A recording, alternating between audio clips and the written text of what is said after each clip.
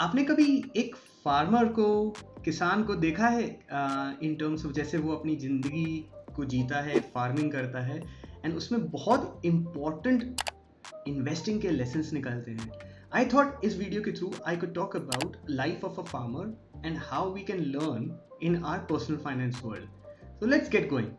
The most interesting thing about, the parallels are when the farmer is sowing his seeds for growth, when he's wanting कि भैया मुझे future में एक अच्छा सा एक क्रॉप बनना चाहिए या फिर फल देने वाले पेड़ बनने चाहिए. क्या करता है वो सबसे पहले?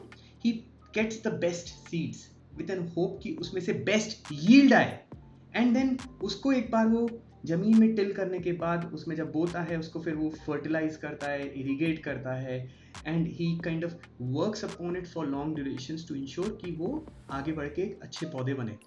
इन्वेस्टमेंट्स भी तो यही है. हम लोग एक बेस्ट पॉसिबल इन्वेस्टमेंट ऑप्शन को ढूंढते हैं जिसकी फ्यूचर ग्रोथ पोटेंशियल हो. हम उनको मॉनिटर करके रखते हैं. हम फिर उसके बाद देखते हैं कि वो आगे जाएंगे नहीं जाएंगे. इसके बाद एक और बड़ा इंटरेस्टिंग पार्ट आता है, पेशेंस. फार्मर से ज़्यादा पेशेंट कौन हो सकता है? आप सोचिए, जब वो एक बीज को जमीन के अंदर डालता है, it takes months, quarters, in many cases even years before it results in any material outcomes. वो जाके घड़ी घड़ी जाके उस प्लांट के पास जाके उसको के ऊपर चिल्लाता नहीं है कि हे तू बढ़ क्यों नहीं रहा है, अरे इतने छोटे से क्या आउटकम निकले और बड़ा क्यों नहीं आ रहा, you are not going fast enough. He does not say that, right? He knows अगर मैंने जल्दीबाजी की तो मेरी क्रॉप जो ऊपर बढ़ रहा है वो मैं पहले से ही उसको खराब कर दूंगा. सो पेशेंस इज वेरी की and isn't that the key thing for our investment processes as well? We have to be extremely be patient about to know that हमने जो आउटकम के लिए हमने अपने इन्वेस्टमेंट डिसीजंस लिए हैं उनको हमें टाइम देना पड़ेगा. And once we give that time, then gradually it may take a lead time before it converts into the outcome which we are expecting. But इस प्रोसेस में you don't leave it. Farmer does not crop को डाला, उसके बाद बीज डाला, उसके बाद भूल नहीं जाता. Risk managers, I think they are the best risk managers available in front of us as examples. I'll give you an example. So बीज बोने के बाद उसके पास जितनी पॉसिबल मुश्किलें हैं वो सामने आती रहती हैं. पहला, एकदम से सूखा आ सकता है, drought. What does he do that in that situation? He tries, successful farmers try multiple sources of water, natural water, tube well, canals, so that there is some diversification in the water streams which they get. After all, that impacts his crop. Pests and weeds बहुत problem करते हैं उनको. So उनको prevent करने के लिए they ensure that they have medications for them and at the same time they keep on de-weeding them. High growth phase में जब वीड्स उगते हैं उनको उखाड़ता रहता है कि कोई वीड्स उनकी क्रॉप्स को नष्ट ना करें. डाइवर्सिफिकेशन, अरे वो अपने क्रॉप्स पे भी डाइवर्सिफिकेशन अप्लाई करते हैं. आप कभी नोटिस करना, कई बार फार्मर्स अपनी फील्ड में आधी फील्ड में कुछ उगा रहेंगे, आगे में दूसरे कुछ उगा रहे होंगे. उन्हें पता नहीं कि जब वो फार्मिंग कंप्लीट होगी तो उस समय उस प्रोड्यूस का प्राइस क्या रहेगा. You saw recently what happened with tomatoes in India, right? The prices went sky up and all of a sudden they crashed back again. So farmers ensure that they diversify their crops. At the same time, एक crop को अगर वो एक field में करते रहेंगे वो field बंजर हो जाएगी. So again a next risk management style, they do rotation to ensure कि भाई the field has got time to replenish itself.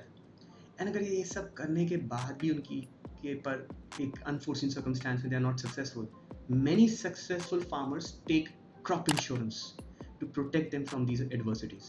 As investors, don't we also do a lot of, or shouldn't we also do a lot of these things in our financial lives? Shouldn't we kind of diversify our investments? Should we educate ourselves about the financial markets? We should also take insurances about our personal lives, hedging strategies, whatnot. So risk management is key not only in farming but also in our personal lives. अब ये सब करते करते भी अपने mind को adapt करना पड़ता है. अडेप्टेबिलिटी इज सच अ की part in a farmers life. इतनी अनफोर्सिन सर्कमस्टेंसेस रहती हैं उनके पास.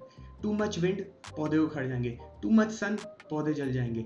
टू मच वाटर, बाढ़ आ जाएगी, सब मर जाएंगे. टू लेस, कभी आउटकम उल्टा. Shifting weather patterns, changing technologies. So farmer अपने को प्रोटेक्ट करने के लिए एक तो डाइवर्सिफाई करता है, अडेप्ट करता है अपने माइंड को कि ये सब चीज़ होंगी, but I will not just lose hope and do nothing about it. I will take progressive steps. I will educate myself on newest technologies.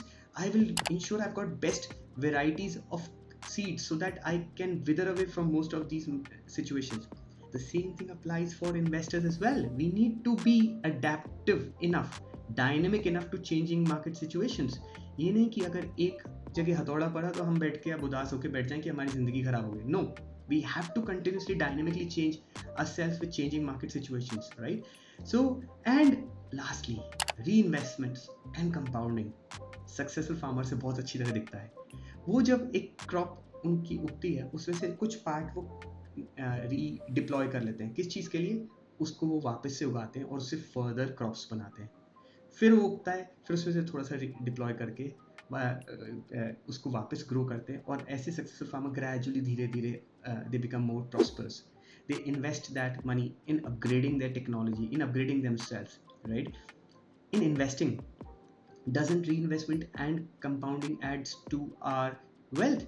If you do not reinvest the profits which you have earned, the growth rates would be significantly different versus when you deploy that money back into your investments and let them compound. So I think farmers are great teachers. We need to kind of learn very important lessons from them. If you like this video, do please leave your comments below so that we can learn from them. Thank you.